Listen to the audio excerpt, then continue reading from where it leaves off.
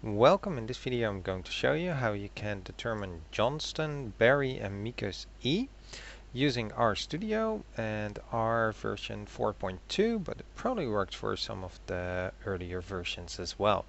This is an effect size measure that could be used with a goodness of fit test. Now, to show you how it can be calculated, I first need to load in some data, so I'm going to do that first.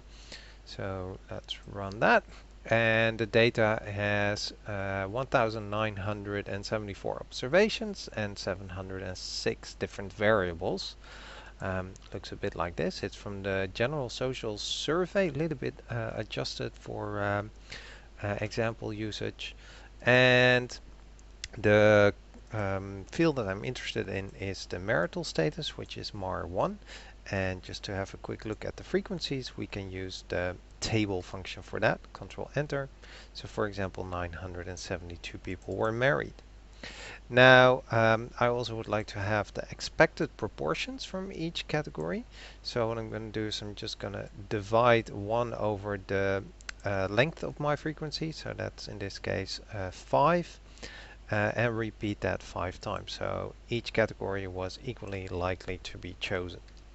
So 0.2 in this case. We need the chi-square value, which we can actually quickly obtain by running the chi-square test. I have a separate video on running chi-square test. It needs the frequency table, the expected proportion. I'm not going to be using any correction, and since I am only interested in the chi-square value itself, I just add this statistic, so I actually get the chi-square value. So in this case that's 1,249 and a little bit. Now, two more things that will be useful is the total sample size, the sum of all the frequencies, and the minimum of those expected proportions. In this case that's going to be simply 2 because the minimum expected count. So first at n and then the minimum expected count, which is the minimum expected proportion, which since they were all the same is going to be 0.2 multiplied by the sample size, so you have the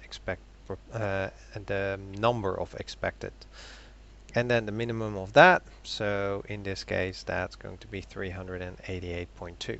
They're all the same, all the expected counts, because the expected proportions are the same, but alright.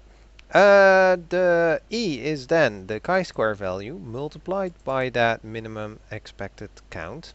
And then divide all of that by n times, and then the result of n minus that minimum expected count. And that will actually be the E, the JBME. I don't think it has a specific name yet, so that's what I'm using. So in this case it's 0.16. The calculations is different if you have a chi-square test of goodness of fit using a G-test or a likelihood ratio test. Then I need the proportions. So I can simply divide the observed proportions, or divide the frequencies by the total sample size. And then determine the fraction of observed proportions divided over the expected proportion. So let's call that the proportion ratios. And then we take the natural logarithm of this, and those are these. And then we multiply each by the corresponding observed proportions. So we're simply going to multiply all of these with the original observed proportions. That's why I needed those. And then we can run that. And then we need to sum all of those.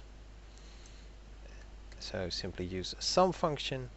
And then finally we can determine the JBM, in this case for the log likelihood goodness of fit test, which is then -1, and then the logarithm out of the minimum of the expected proportions multiplied by the sum of all those proportion ratios. So that should give us all of this. Of course I could have just entered everything in one larger formula, and then it would have looked like that. So the same result. Alright, the original article actually uses a different formula.